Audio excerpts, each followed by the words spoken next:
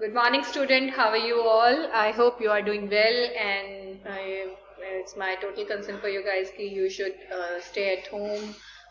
Don't move out from houses without any reason because आपको पता है पूरी तरीके से इसको कंट्रोल करने के लिए, कोरोना कंट्रोल करने के लिए हमें घर पे रहना पड़ेगा, हमें क्राउड नहीं इकट्ठा करना है. We should make the social distancing. ठीक है ना, इन सब चीजों पे हमें ध्यान देना है. तो खैर, लास्ट क्लास में I already discuss with you guys कि अगर हमें किसी से कोई गिफ्ट मिलता है या मनी रिसिप्ट मिलती है तो और बिना किसी कंसिडरेशन के मिलता है तो अल्टीमेटली कितने अमाउंट तक हमारे लिए वो क्या होता है, टैक्सेबल होता है. ये सारी चीजें हम लोगों ने लास्ट क्लास में डिस्कस की थी. ठीक है, अब इसके साथ ही हम लोग डिस्कस करेंगे गिफ्ट रिसिप्ट विदाउट कंसिडरेशन. देखिए, condition for applicability, recipient is an individual HUF. बिल्कुल सही बात है. गिफ्ट तो ऑब्वियसली इन्हीं को ही मिलेगा, या तो एचयूएफ को मिलेगा, इंडिविजुअल को मिलेगा. किससे ऊपर मिलना चाहिए? 50,000 रुपए से ऊपर मिलना चाहिए. और अगर कोई मूवेबल प्रॉपर्टी मिली है, मनी मिली है तो 50,000 रुपए से ऊपर. मूवेबल प्रॉपर्टी मिली है तो उसकी फेयर मार्केट वैल्यू 50,000 से ऊपर होनी चाहिए. और अगर रिमूवेबल प्रॉपर्टी मिली है तो उसकी स्टैम्प ड्यूटी वैल्यू 50,000 रुपए से ऊपर होनी चाहिए. Gift must not be in क्या आपका काइंड. ठीक है ना, किसी वस्तु के रूप में मिले, ठीक है, तो वो गिफ्ट नहीं है. टैक्स ट्रीटमेंट, सीधी सी बात है, अगर ये सारी कंडीशन सेटिस्फाई होती हैं तो जिस भी बंदे को ये गिफ्ट मिला है, चाहे वो इंडिविजुअल एचयूएफ को, वो आपका टैक्सेबल होगा. Property include land, building, share, security, jewellery, drawings, painting. Property में सब कुछ आता है, एनीथिंग. अगर आपको कुछ भी ऐसा मिलता है जो कि आपने कैपिटल गेन में भी कैपिटल रिसिप्ट पढ़ी होंगी, वो सारी की सारी देखें यहाँ पर क्या हो रही है, कवर हो रही है. अगर आपको ये सब चीजें मिलती हैं तो ultimately that will covered in the क्या आपका अदर सोर्सेज, और टैक्सेबल होगा अदर सोर्सेज के अंदर. अब आता है एक्सेप्शंस. एक्सेप्शन में सबसे पहले कि अगर हमें गिफ्ट मिलता है किससे, अपने रिलेटिव से. और रिलेटिव में कौन? सबसे पहले obviously first of all your spouse. Spouse का मतलब होता है, स्पाउस का मतलब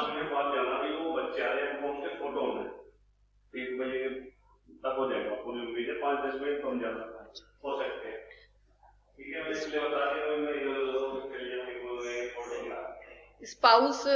स्पाउस का मतलब होता है हस्बैंड के लिए वाइफ, वाइफ के लिए हस्बैंड. ठीक है, योर ब्रदर सिस्टर ऑब्वियसली, या ब्रदर सिस्टर ऑफ द क्या आपका स्पाउस ऑफ इंडिविजुअल. ठीक है, किसके? आपका हस्बैंड है उसके भाई या बहन, या आपकी वाइफ का हस्बैंड है, ठीक है, उसके भाई और बहन. या फिर क्या कहते हैं, ब्रदर और सिस्टर, ब्रदर और sister of either of the parents of individual. Any linear ascendant और डिसेंडेंट ऑफ द क्या आपका मतलब आपके दादा दादी, नाना नानी. Any linear ascendant descendant of spouse, बिल्कुल पत्नी के या पति के दादा दादी, नाना नानी. स्पाउस ऑफ द पर्सन जो कि इन्होंने बताया, ये सब रिलेटिव की डेफिनेशन के अंदर आते हैं. On the occasion of the marriage of the individual, बिल्कुल मैंने आपको पहले भी बताया था कि if you get something from anyone on the occasion of your marriage, तो अल्टीमेटली वो भी आपका पूरी तरह से एग्जेम्प्ट होगा. अंडर अ विल और बाय ऑफ इनहेरिटेंस, अगर आपको विल में कुछ मिलता है या इनहेरिटेंस में कुछ मिलता है, ठीक है, विल मतलब लाइक आपके दादा दादी, नाना नानी ने आपको कुछ ना कुछ दिया है, या आपकी पैतृक संपत्ति या तो विल में लिख कर गए थे या वो मर गए उसके बाद आपको मिला, या फिर in contemplation of death of pair, या किसी बंदे के या डोनर के मरने पर कुछ मिलता है, या किसी लोकल अथॉरिटी से आपको कुछ मिलता है. जैसे कई बार आप लोगों को सरप्राइजिंगली आपने कुछ अच्छा काम किया तो आपको लोकल अथॉरिटी ने आपको मतलब सम्मानित किया, या किसी यूनिवर्सिटी एजुकेशनल इंस्टीट्यूशन से जैसे कि स्कॉलरशिप वगैरह मिल जाती है, या any sum of money not exceeding कितना आपका 50,000 रुपीज. ठीक है, 50,000 से नीचे तो चाहे किसी से भी मिले वो एग्जेम्प्ट होता है. From the following information compute income from other source of mister Dilip. देखिए, सबसे पहले income from agriculture land in India 12,000 रुपए. Income from agriculture land in Nepal 10,000 रुपए. Mister Dilip is a tenant of क्या आपका mister Sunil in respect of bungalow in Goa, and mister Dilip has in turn rented the bungalow to Kapil for a rent ₹1,000 per month. Dilip page rent of 500 per month. Sunil क्या कहते हैं आपका per month. हाँ, तो सुनील. ठीक है ना, क्लियर हो गया. Interest earn, interest on deposit with bank इतना इतना, इंटरेस्ट ऑन प्रोविडेंट फंड इतना, इंटरेस्ट ऑन गवर्नमेंट सिक्योरिटीज 12,000 रुपए, और टीडीएस 1,200 रुपए कटा आपका. लॉटरी साइज 50,000 और जो टीडीएस कटा 20,000 कटा. He had purchase lottery ticket worth 3,000. He received क्या आपका fund of refund of 2,500 income tax authority से मिला. तो सबसे पहले इसका सोल्यूशन आप देख सकते हैं कि क्या कहते हैं, मैंने रैंडमली कोई भी ईयर ले लिया आपका, क्योंकि अगर प्रीवियस ईयर कोई भी है तो उसका असेसमेंट ईयर उससे अगला ईयर होता है। तो अगर मैं 19-20 की बात करूं प्रीवियस ईयर की, तो आपका जो असेसमेंट ईयर होगा वो 20-21 होगा। स्टेटस ऑब्वियसली इंडिविजुअल, दिलीप की बात हो रही है। रेजिडेंशियल स्टेटस ने बता दिया। आगे देखिए, एग्रीकल्चर इन इंडिया, ठीक है, land in India, income from agriculture land in India, obviously ये क्या आपकी एग्जेम्प्ट है, ये हमें बताने की जरूरत, ये मैंने आपको बताया था लास्ट क्लासेस के अंदर कि जो एग्रीकल्चर लैंड होती है वो इंडिया में वो एग्जेम्प्ट होती है।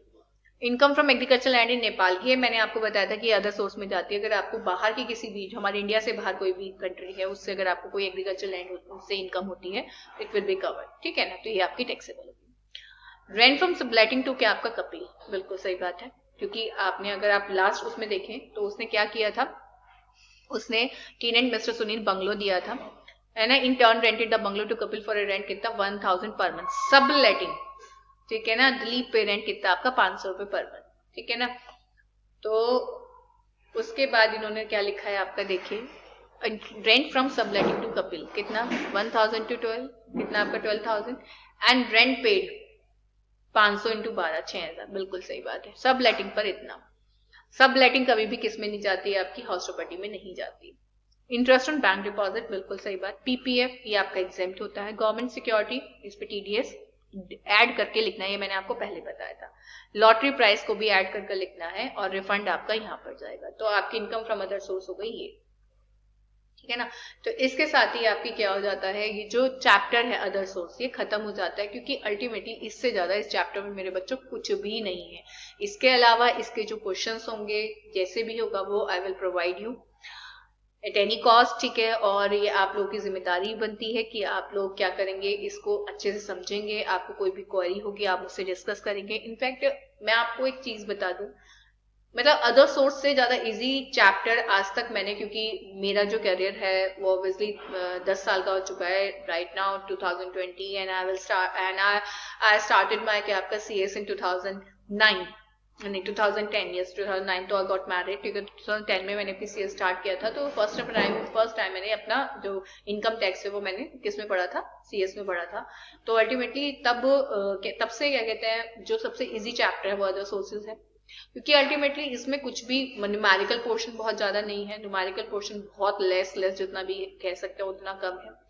और एक चीज और मैं बोलूंगी कि इसके साथ साथ यहाँ पर सबसे इंपॉर्टेंट बात जो है वो ये है कि अल्टीमेटली यहाँ पर आप लोगों को इसके अंदर बहुत ज्यादा लर्निंग पोर्शन नहीं है, बल्कि इसमें क्या कहते हैं, मैं आपको एक चीज और एक्सप्लेन करूंगी। Deem dividend, yes deem dividend, वैसे वो बीकॉम का पार्ट नहीं है इतना, बट फिर भी मैं आपको बताऊंगी deem dividend. Deem dividend is what, deem dividend होता है जब आपकी कंपनी आपको कैश में ना देकर आपको 222 A B C D E से क्या होता है, गवर्नमेंट होता है। वैसे ये इसलिए मैंने ऐड नहीं किया क्योंकि पहले जो ई वाला डीम डिविडेंड था वो अदर सोर्स में टैक्सेबल होता था, बट 18-19 के बाद से ई वाला भी आपका एग्जेम्प्ट होने लग गया है। तो इसी वजह से वो मैंने यहाँ पर क्या नहीं किया, कवर नहीं किया। वरना डीम डिविडेंड में क्या होता था कि जो कंपनी होती थी वो अपनी असेट्स का डिस्ट्रीब्यूशन करती थी बिटवीन द क्या आपका शेयर होल्डर्स। आ रही मेरी बात समझ में। तो जो असेट्स होती थी वो अगर एक्यूमुलेटेड प्रॉफिट तक आपका बांटा जाता था, क्योंकि अपने एक्यूमुलेटेड प्रॉफिट को कैपिटलाइज करने का वो तरीका होता था। तो अल्टीमेटली जितना भी आपके शेयर होल्डर्स को मिलता था वो आपका क्या बन जाता था, डीम डिविडेंड। तो 2/A, 2/B, 2/C, 2/D, 2/C, ये सारी की सारी इसकी क्लिप होगी, वो मैं आपसे नेक्स्ट क्लास में क्या कर लूंगी, डिस्कस कर लूंगी। बट वो 2/E तक ही आपका एग्जेम्प्ट हो गया, इस वजह से आई विल नॉट क्या आपका share the slides of the क्या आपका ऑल द क्या आपका इन अदर सोर्सेज, बट वो मैं आपको अलग से प्रोवाइड करूंगी, क्योंकि जो 2/A है उसमें शेयर्स दिए जाते हैं।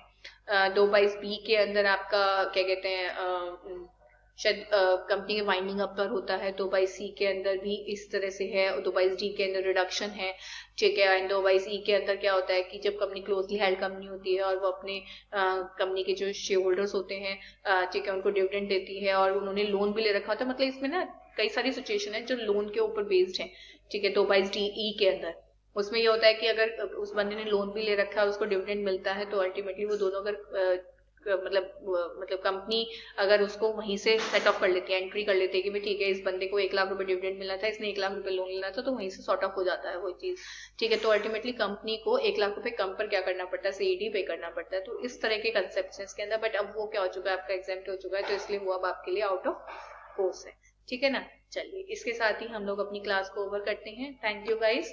और आपका इसके साथ ही अदर सोर्स खत्म हो जाता है। अगर आपको कोई भी प्रॉब्लम होगी तो you should discuss with me, ठीक है। कभी भी आप कैसी भी नीड पड़े तो आप लोग मेरे साथ डिस्कस कीजिए, ठीक है। Okay, bye guys, take care.